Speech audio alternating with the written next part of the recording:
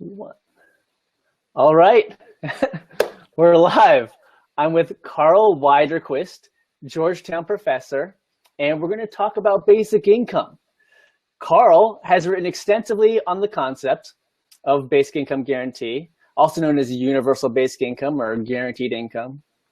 He's the founder of the U.S. Basic Income Guarantee, U.S. Big Network, which is the first basic income network in the U.S. He's the co-chair of the Basic Income Earth Network and co-founded Basic Income News.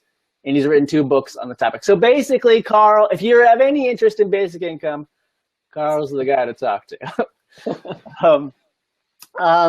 Can we start with, Karl, can you tell us the story of how you first got into this topic? Because it obviously was influential because you've been in it for a long time. Well, actually, I guess it's in one way it gives me, I suppose, a lot of credit in the movement, or is kind of embarrassing. I was 15 years old in 1980 when I saw Milton Friedman's television show Free to Choose, when he had an episode on guaranteed income under the negative income tax variant. And I was convinced, and I began to see he was proposing it sort of as a moderate alternative to the welfare state, where you simplify things by folding everything into one less paternalistic and more streamlined policy. But I began to see it as a real challenge to the left. That if you really care about the poor, you shouldn't be telling them do this, do that, don't do the other thing. Just relieve them from poverty. And so that brought me into basic income. I didn't start writing on it until I had to go through high school and then college, and then had some jobs, went to grad school in economics. And it wasn't until I finished my degree in economics that I started working on it. Michael Lewis and I started co-writing a paper together in about 1996, and I've been writing on basic income ever since. Awesome. Since you are an economist, and most people's issues, other than worrying about that everybody will become lazy if they're given a basic income every month, regardless of employment. Mm-hmm. Really, economics, I think, is kind of the most challenging thing for people. How could we afford it? And also, how about the whole work incentive thing? It's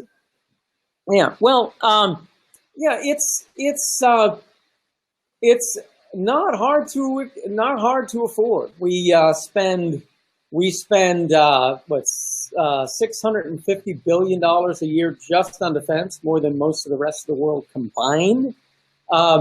The poverty gap in the United States is much less than that. And we also have a lot of programs that are very wasteful, where most of the money goes into overhead and something like that.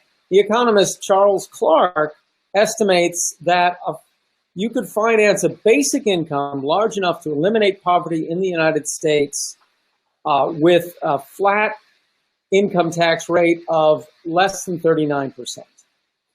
So it's very affordable. It's that it will be a redistribution from the wealthiest people in the United States to people at the lower income level, but that's what we need. We've been becoming increasingly unequal in the United States, with more and more of the rewards to what we do going only to the owners of large amounts of property. And we need something to give workers some leverage so that they can command better jobs and better wages, and we can reverse the system where we keep getting more unequal and build a more equal economy and get the middle class the first raise they've had in real terms in 40 years. Yeah. How about another concern of people is inflation. If all this money is in circulation, does that cause a problem for inflation? It's funny, the inflation question comes up so much because it's really one of the easiest questions to answer about basic income. Basic income is not special spending. All government spending, whenever the government spends money, it creates inflationary pressure. Whenever the government taxes money or sells bonds, it brings money back into the treasury and it creates deflationary pressure. And if you have deflation, that's worse than inflation. That can really destroy an economy because that causes a bunch of businesses to go out of business. They still have to pay their debts back in the old money. And if we have deflation and they can get less for what they're selling, they all go out of business. But you're creating inflationary pressure whenever you spend, whether you buy an aircraft carrier or a hospital or spend money on basic income. That causes inflationary pressure. To relieve that, you tax the money back. And you keep those things in balance. Now, keeping them in balance is not easy. Well, it's not simple anyway. It's not as simple because it's not just a simple quantity that a certain amount of money goes out, certain money has to come back in. It depends on economic conditions. When the economy is really booming, that will tend to cause inflation and they have to get more of the money back. When the economy is stagnant, it will tend not to cause inflation as much and you don't need to get it back. And getting it back too fast will cause deflationary pressure. And so the government just has to stand ready to adjust those things and adjust taxes to counteract any inflationary pressure caused by whatever spending it happens to be. Yeah, I mean, I'm practically sold on the idea. I mean, it's hard to argue that, I mean, sure, there could be problems, but it's very hard to argue that it's not a huge improvement from our current welfare system. Huge. Yes. So now you are a Georgetown professor in Qatar. Yes, in their campus in Qatar. Yes. Okay, yes, and correct me if I'm wrong, but I know there are a few experiments starting up in Scandinavia and even in Oakland, right? But has there been an experiment already in Qatar? In some form? No. Okay. No. Qatar is a strange place. It's a place where the government the government doesn't want any Qataris to be poor, and none of them are poor. But it's a very small population. There's only maybe 300,000 Qataris, but there are over 2 million people in the country.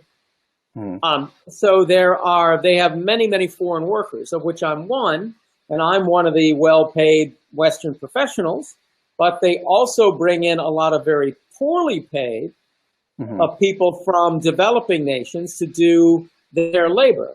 And it's a strange system where all the citizens are well off. They don't not with the basic income, but with other policies. But they've imported some extremely poor people. So there's a very extreme poverty in Qatar, despite it being the world's wealthiest country in terms of per capita income, at least.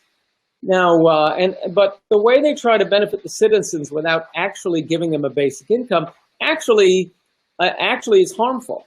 They want everyone to have a job, but yet if you make it so that everyone has a job, then you can't. It has to be a fake job, because if it's a real job, you have to do some real work, or you'll get fired. And they don't want to do that, so they give them. It's possible to get fake jobs there, and fake jobs that play extremely well and don't demand a lot of effort, but do take up your time. So people, if they had a basic income, they could be out working and looking for a job, are stuck in this fake job and have no sense of an ability to go out and find something better or more interesting. Yeah, or do something themselves. Create their own job, find their own work. Yeah. So do they not give some kind of welfare system or cash? They just have like a job guarantee thing. Is that it? Well, it's Or not what? exactly a job guarantee, Yeah. but in the way that job guarantee people want it to work, it's not a Uh-huh. counter-cyclical policy. But Uh-huh. if you're Qatari, you'll get all these benefits, including government jobs and other things like when you get married, the government will give you like a 4-bedroom townhouse as a gift. Whoa. Yeah, nice. Wow. Nice little Um, wedding present. I think, yeah, it is.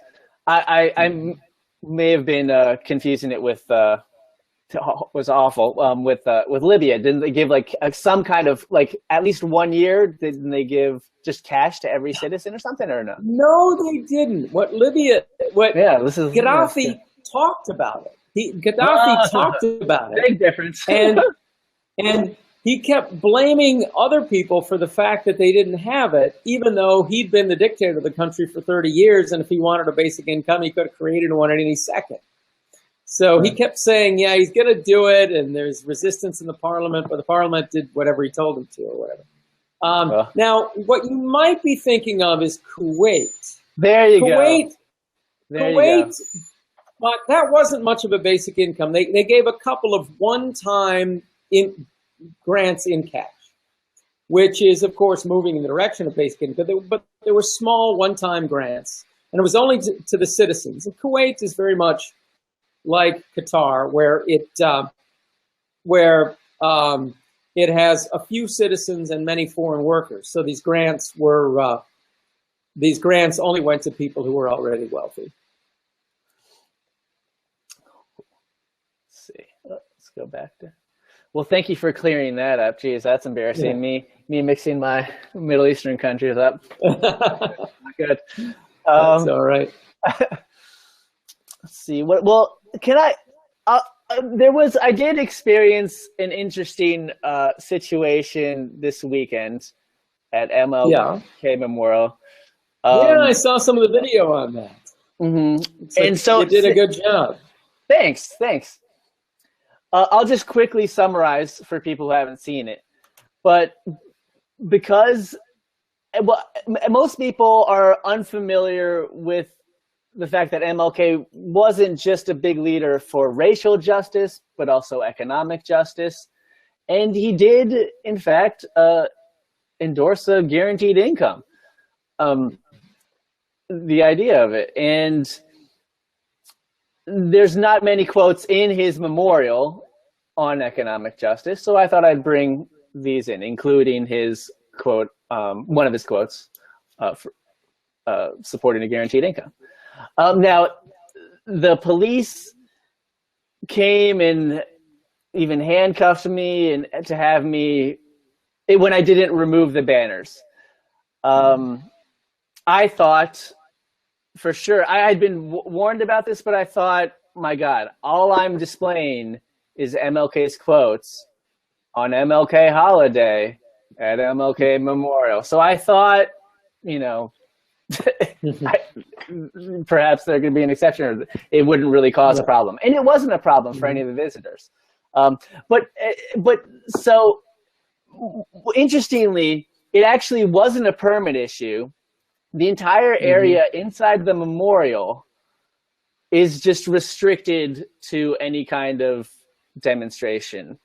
Although I don't think I didn't consider this a demonstration as much as just kind of a celebration and just like sign of respect for MLK on his holiday. But anyway, so just Phil, since you are a philosophy professor as well as an economist, what are your thoughts on this interesting situation where MLK's own words were not allowed in his own memorial?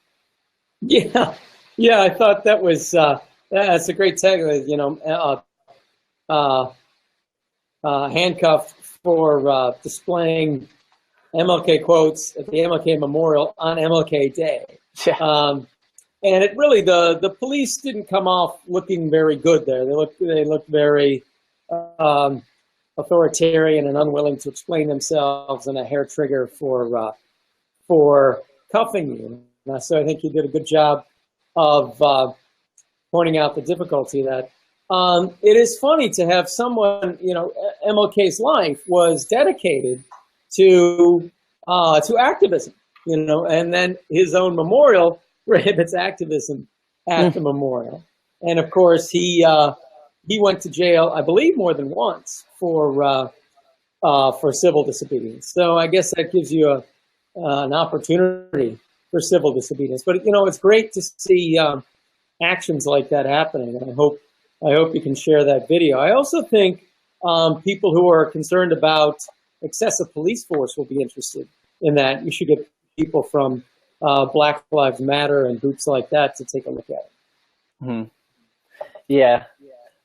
But to be totally fair, like, it is a restricted area. That's the law. Mm-hmm. Although the fact that the MLK Memorial is a restricted area, that was not public information. That's not in the code. That's not in the code.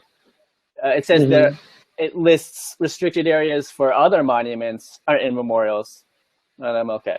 I had to like go to the ranger's office afterwards. They gave me like a map of that. It's not available online or on their website. Mm-hmm. It's just kind of odd. Yeah, that's funny.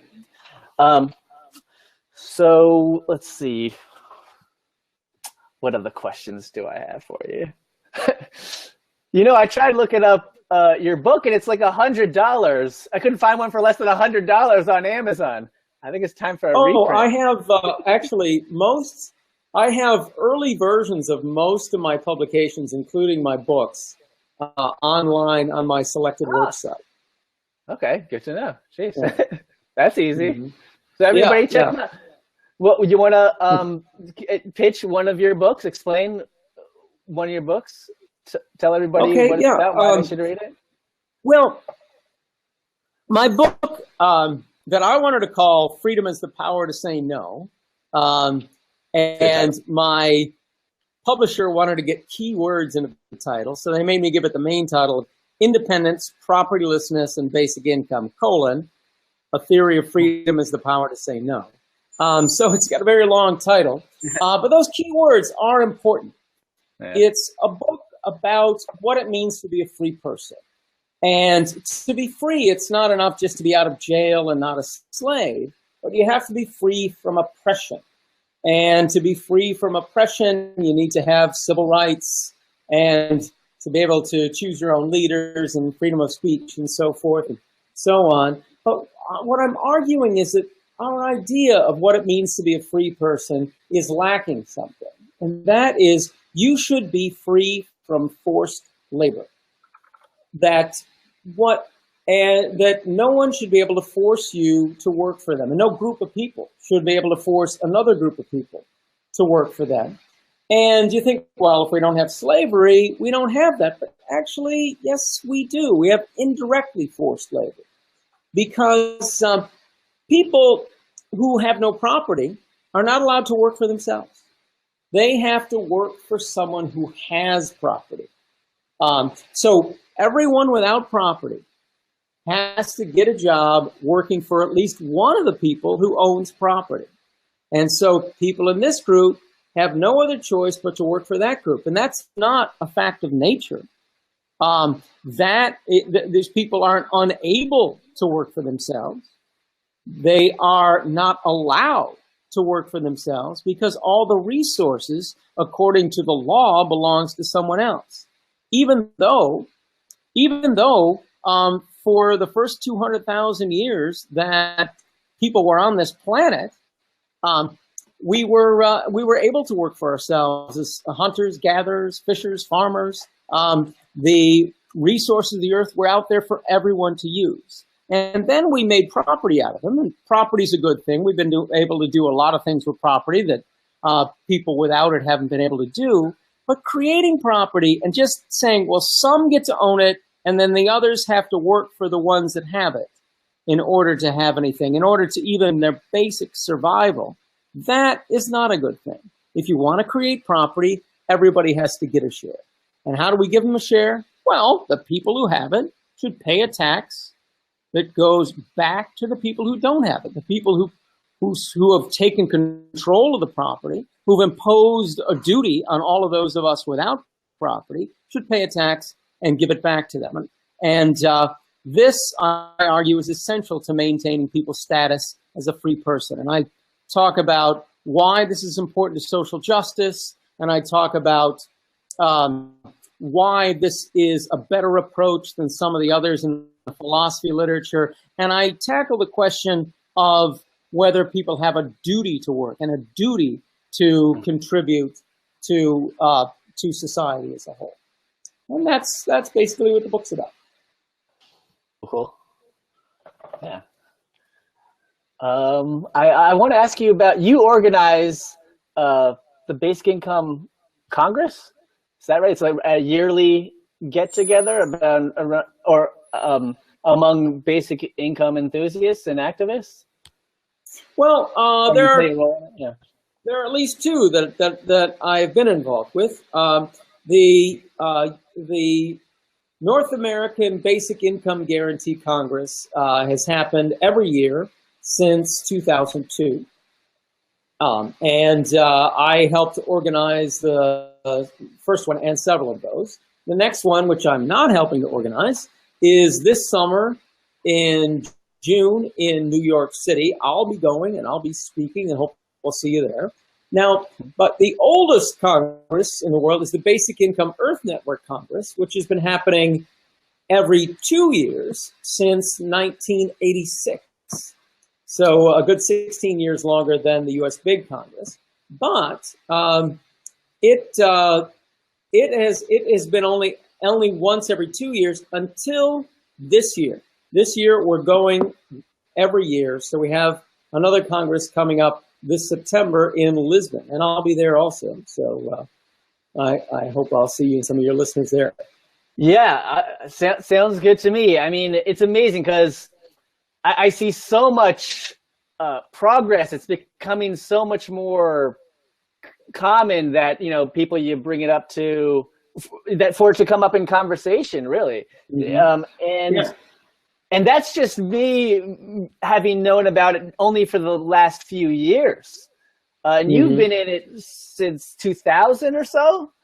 Or earlier? I became interested in the idea in 1980 when I was 15, and you hardly ever heard about it. I heard about it in some economics classes and not much. I bring it up now and then. And it was just a thrill to me in 1998 to learn that the Basic Income Earth Network, yen, was having a Congress. And so I went to the Congress, which was great. And it was just, at that time, it was just such a thrill to be in a room full of people who supported basic income. I'd been into it for 18 years at that point. I was 33, and I'd been interested in it for 18 years, and I'd never imagined being in a room with 250 people who all supported basic income. It was thrilling. Now, since then, it's gradually grown. I've been watching the movement really since then, since 1998. I started writing the U.S. Big newsletter in January of 2000. And then I used to have to scour the internet to look for some news to put in the newsletter. But national networks were popping up in more and more countries. And the movement was still very small and sparse. But when you look at how it was spreading around the world, you look back and it was growing substantially back then.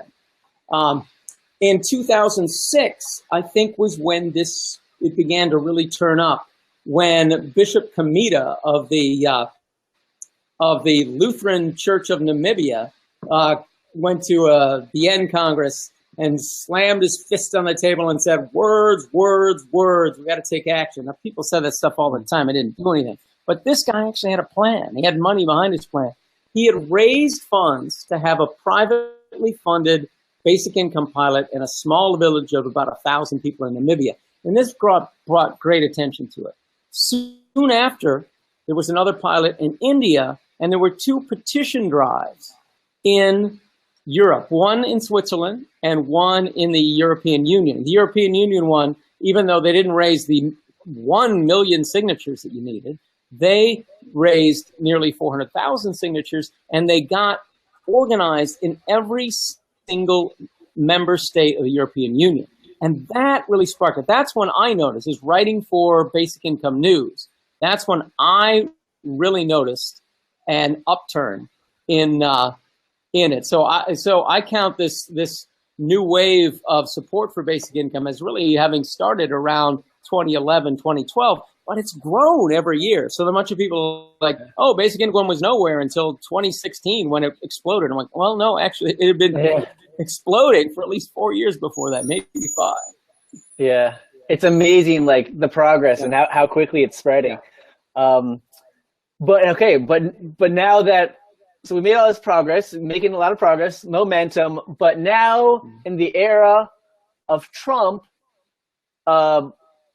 do you think, well, what do you think the strategy should be? Should change it all? How would you alter it all to, to help introduce it to, half the country that's all very supportive of Trump?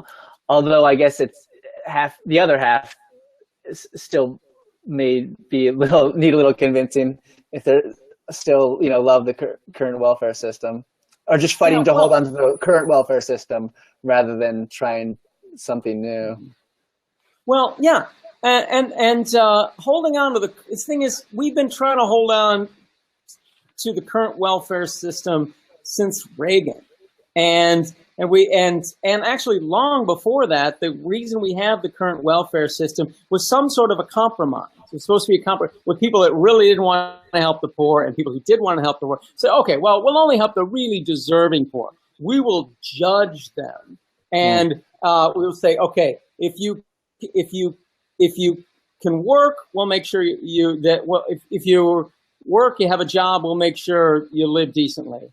And if you can prove that you can't work, then we will support you with unemployment insurance or old age pensions or disability or whatever it is that you need. That was supposed to be the deal, was everybody had to work if they could, and then everyone would be supported, because supposedly that would give this great feeling of solidarity, and we would all feel we were in it together, and people would know that they'd earned everything that they got.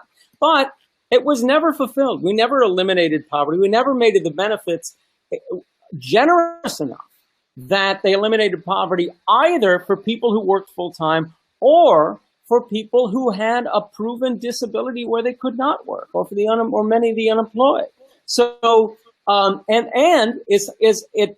even though we never achieved it, then at least since Reagan in the United States and Thatcher in Britain and other politicians around the world, they've been slowly chipping away at that, making it less and less generous on every end. In the United States, there was a time when the most deserving people in the world were considered to be single mothers with children, because they couldn't work, they had no husband, they needed support. They had to stay home and take their kids because kids needed care. And then Reagan got this great idea of calling them bad, lazy people. Women who were raising children all day is supposed to be lazy.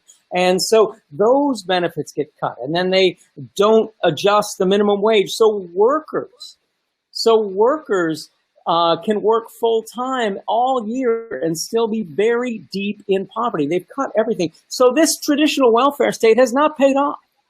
Now, this gives us the opportunity to capture the left of the center in the United States and in other countries. We need to capture the imagination of the people on the center, is that we got to stop.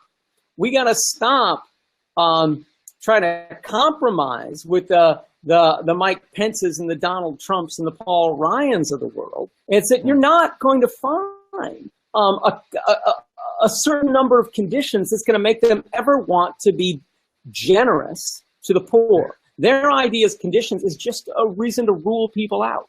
and not help them. What we need to do is to capture the left and capture the idea that if you're really on the side of the poor, you're not going to be going around judging them. You're not going to be giving the message that we give to the poor. It's not one red cent to you until you do something for us.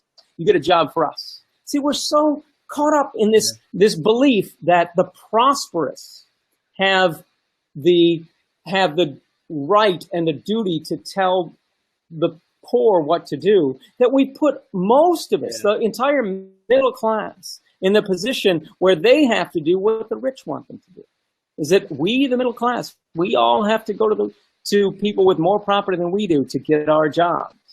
And that puts us in a position where it's very hard for us to get ahead. And as the welfare state has been cut over the last 40 years, it hasn't benefited the middle class. It has made the middle class worse off because we haven't been able to get a raise. Yeah. So yeah, it's true. A lot of progress still to be made just with the left. Now, how about the right? Now that you gave us that argument, what's your best argument for Donald Trump? You're talking to Donald Trump in the Oval Office. What are you telling him? I'm telling him that I am out to defeat you. I will oppose you every step of the way. There's no convincing you.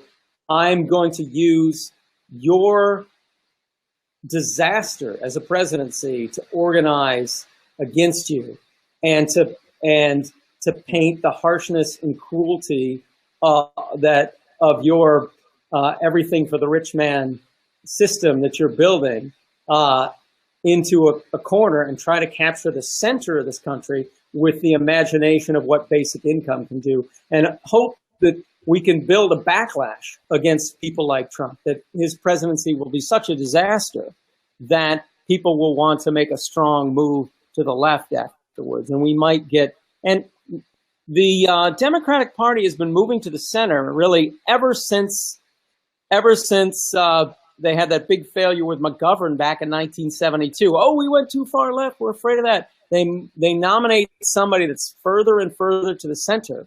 And they did it again this year with Hillary Clinton, who couldn't capture anyone's imagination. Yeah. But we can find someone. But now that I think that they moved way to the center, and that didn't help even against the weakest candidate that the Republicans have ever put forward, and moving to the center did not help to defeat him, is that it's time to stop moving to the center. It's time to start capturing people's imagination. And the left has a good chance to take over the Democratic Party and make the Democratic Party into more of a left-wing party. The Republicans, right-wing Republicans know how to do this. They could have ran as a third party, but instead they've been moving the Republican Party to the left. And people came close to that with Bernie Sanders this year, but he began to capture some people's imagination. And I think we've got a good chance of making further moves in that direction. Yeah.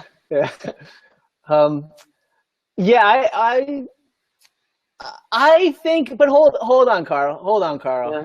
There are good arguments for conservative or like even a narcissistic capitalist like Trump, right? There are good arguments for basic income. You eliminate the bureaucratic welfare system. You eliminate government waste, and Trump. It's all about business, and in business, you give dividends to the owners. Mm-hmm. So if we're gonna run America like a business, shouldn't everybody get a piece of the profits? Actually, yes. I wrote a piece really just about on that idea that just came out in December, People's Endowment for the United States. There are arguments like that, and there are people to the right of center who support some form of basic income on that basis. And there is something in there. Is that when you realize that when we're trying to put all these harsh conditions on the poor because we think they're bad people and the only thing we need is them to work more, when actually work more is just living in poverty with the wages we have now. These that we're actually, the harsh conditions we put on are really expensive. And there's a conservative argument for getting rid of those, all the conditional policies, and putting those towards just a more cost-effective policy to help the poor, which is basic income. That argument was much more popular in the 60s and 70s when we had an extensive welfare state.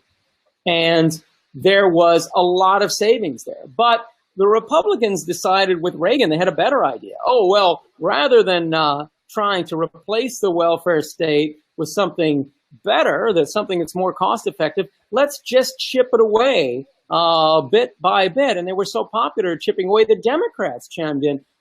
Some people think Bill Clinton was a progressive, but he ran on a platform of ending welfare as we know it. So enormous cuts to what single parents were getting, and then forced work requirements for people who already have a full-time job taking care of their kids. And then we get further cuts since then, and we can expect more under Trump. And the minimum wage is, I think, in real terms, adjusted for inflation, it's something like a third of what it was at its highest. I don't know the exact figure, but that means working people are getting a lot less. And so there's less in there for the conservative that wants to move towards a cost-effective policy. Right now, they're seeing in their sights, well, rather than moving towards a more cost-effective policy, we can just cut it. We can just cut it more. Karl, it has been a pleasure talking with you. I really could talk for quite a while with you.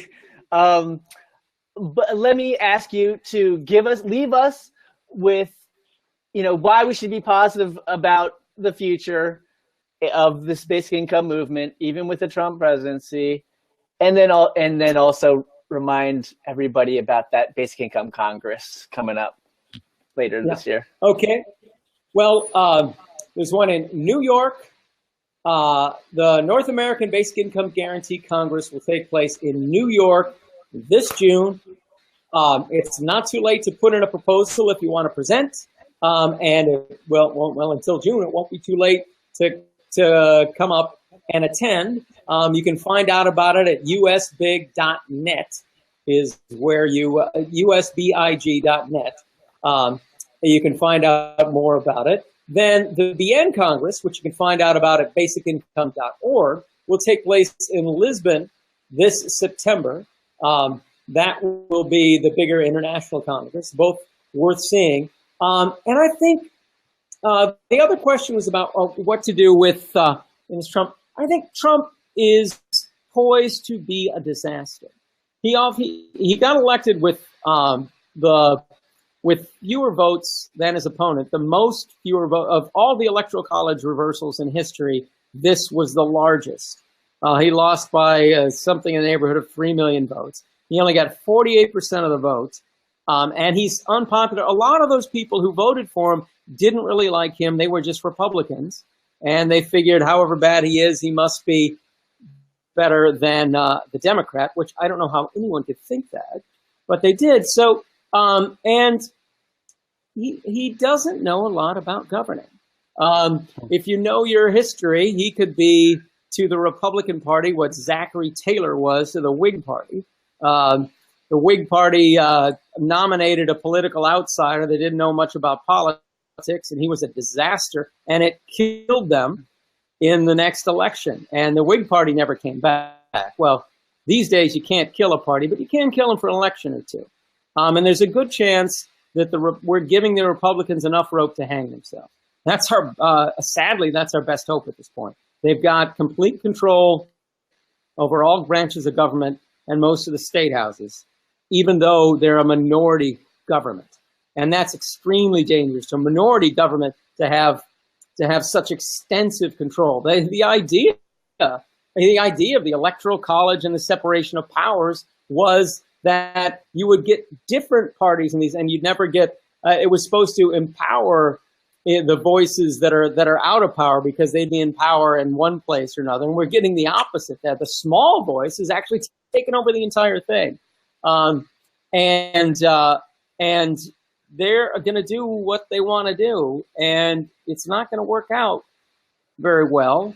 And I think people are going to be pretty upset with it in 2 or 4 years. And we've got to take that opportunity to try to move this country in a more progressive direction and create a country that has no poverty for anyone.